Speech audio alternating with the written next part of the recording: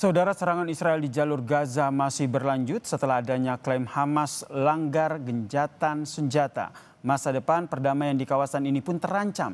Tak hanya itu saudara, upaya menempatkan pasukan perdamaian di Gaza pun terganjal dengan sikap Israel yang meminta pasukan perdamaian bukan dari negara pendukung Palestina. Lalu apa yang sebaiknya dilakukan? Lebih lengkap soal ini saudara, kita bahas bersama dengan praktisi dan pengajar hubungan internasional Sinergi Polisis, Mbak Dina Praptora Harja yang telah bergabung bersama kami di Kompas Petang. Selamat petang, Mbak Dina. Selamat petang, Mas Yasir. Ini nampaknya kita juga akhirnya turut bersedih ya. Harusnya gencatan senjata ini bisa berbuah perdamaian yang abadi di Palestina, namun nyatanya tidak seperti itu. Kalau menurut Anda, seperti apa Anda melihat komitmen dari Israel dan juga Hamas dalam menjaga gencatan senjata ini? Komitmen Israel minus. Mm-hmm. Dan kalau boleh dikatakan Presiden Donald Trump tidak melakukan due diligence yang tepat ya, tidak melakukan uji tuntas atas rencana beliau menjalankan peace plan. Dan bahkan kalau mau lebih jauh, kita tidak perlu terlalu gembira berarti ya kalau sekarang dipuji-puji terlibat dalam proses perdamaian di Palestina. Justru kalau dipikir-pikir, Presiden Prabowo bisa jadi sedang dibohongi ya oleh Presiden Donald Trump. Kenapa saya bilang begitu? Karena proses perdamaian ini kita percayai ya, waktu berangkat ke Timur Tengah merupakan satu proses yang memang sudah dihitung betul oleh Amerika Serikat sebagai pemasok utama senjata untuk Israel. Dan kalau dilihat angkanya, pasokan senjata untuk Israel itu betul-betul jauh lebih besar, banyak sekali jumlahnya dari Amerika Serikat. Nomor 2 itu baru kemudian diikuti oleh Jerman, tapi jarak atau selisihnya itu besar sekali antara yang disumbang oleh Amerika dengan yang disumbang oleh Jerman. Jadi itu hal utama ya, kalau kita bicara soal negara-negara lain yang dimintai bantuan untuk mendukung proses perdamaian, sebenarnya pangkal perdamaian itu sendiri harus berasal dari siapa yang memasok senjata dan Israel sendiri sebagai pihak yang selama ini punya ambisi sangat besar untuk mengambil alih Gaza sampai-sampai dia tega menghabisi orang-orang yang ada di Gaza. Oke, jadi menurut Anda Amerika Serikat sebenarnya juga tidak komit begitu ya dengan apa yang disampaikan, apalagi sudah ada perjanjian damai yang ditandatangani bersama saat itu. Jadi selanjutnya apa yang harus dilakukan oleh negara-negara di dunia yang memang sudah menyuarakan dukungan untuk kemerdekaan Palestina? Kita tahu itu semua sudah terpampang nyata pada saat sidang umum PBB sebelumnya. Waktu itu kan memang ada satu harapan bahwa karena buntu selalu proses di Dewan Keamanan PBB, maka inisiatif dari salah satu negara besar yang menjadi pemasok senjata untuk Israel itu bisa kita dukung dulu, minimal untuk menyetop genosida yang berlangsung di Gaza. Itu kan harapannya. Jadi faktanya ternyata informasi yang mungkin sampai ke telinga Trump itu tidak sepenuhnya utuh. Itu bisa jadi. Yang kedua juga bahwa memang dari Donald Trump sendiri sebenarnya tahu ada lubang-lubang di dalam peace plan dia, dalam rencana perdamaian dia, tapi beliau abai gitu kan.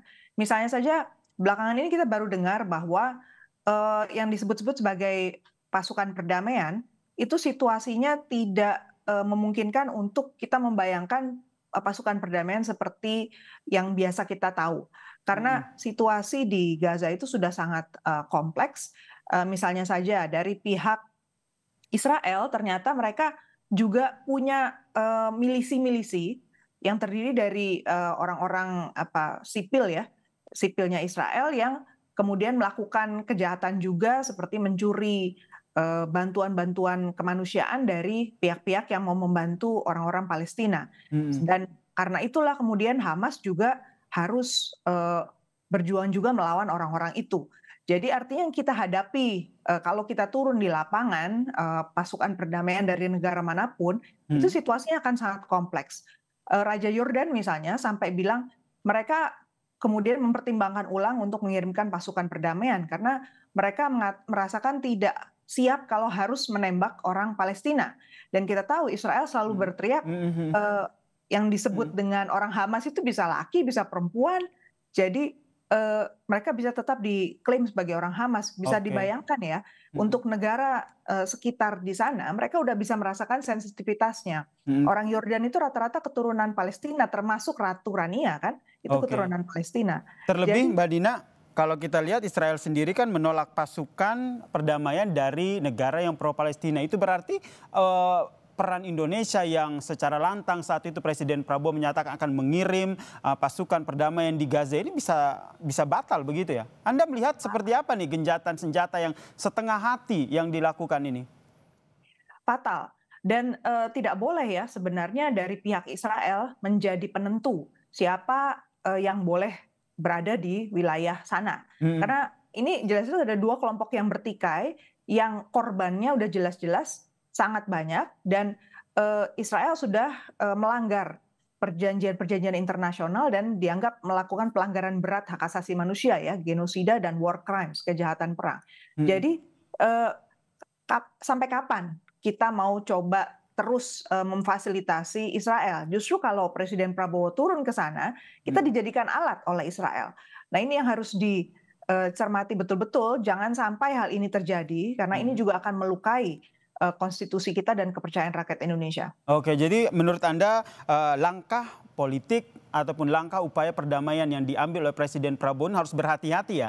Jadi apa yang harus dilakukan oleh pemerintah Indonesia? Apalagi kalau kita lihat Indonesia sangat lantang sekali menyuarakan perdamaian di Palestina dengan mengacu pada kondisi di Palestina saat ini. Ada 2 proses paralel yang mestinya dijalankan kalau Oke. saya lihat ya. Mhm. Pertama di Perserikatan Bangsa-Bangsa, eee, Majelis Umum PBB itu juga punya mandat. 150 negara sudah sepakat untuk memberi, status, independence ya, Mhm. kedaulatan kepada Palestina. Itu harus di-follow up dan, diskusi yang, kita bicarakan seperti ini pasti Mhm. juga bisa diangkat di sana, itu satu. Proses yang kedua adalah dengan negara-negara Arab yang sudah duduk, membantu menjamin waktu itu. Tapi jelas kali ini masih belum diajak bicara juga oleh pihak Amerika Serikat, bahkan Israel yang, mengeluarkan berbagai statement tentang negatifnya sisi negara-negara Mhm. ini. Mhm.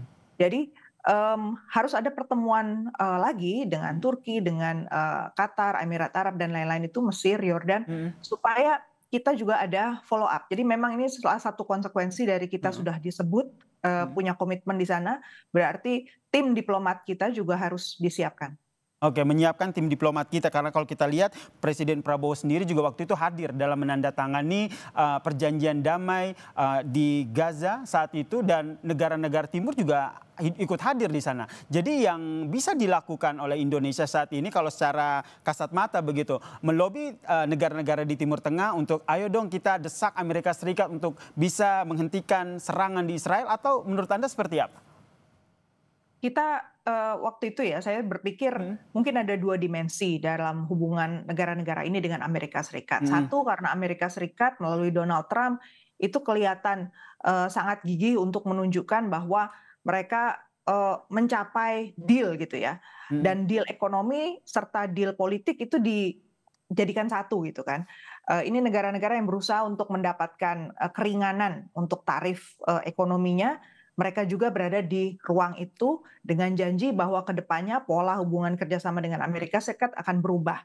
Faktanya, kenyataannya, Amerika Serikat tidak bisa mengatur dunia dengan cara seperti itu. Itu Mhm. sudah harus bangun kita semua, terbuka mata kita bahwa cara-cara Donald Trump itu tetap saja unilateral. Artinya, harus kembali lagi ke meja Mhm. perundingan, duduk bersama, kemudian dilihat, hal-hal yang memang menjadi, apa namanya, hal-hal teknis yang nggak bisa diabaikan gitu. Mhm.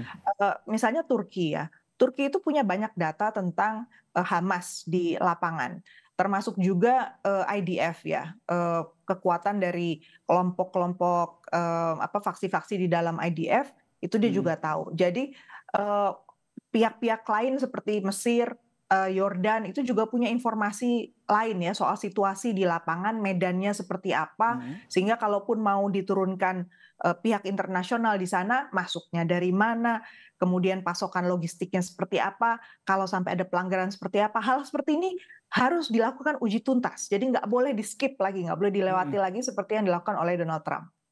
Baik, kita nantikan ya seperti apa harapan kita bersama nih, posisi di sana tuh bisa kembali damai dan gencatan senjata ini bisa berlangsung dan berbuah perdamaian di sana ya. Ini harapan kita bersama Mbak Dina ya. Terima kasih Mbak Dina Praptoraja telah bergabung bersama kami di Kompas Petang. Salam sehat.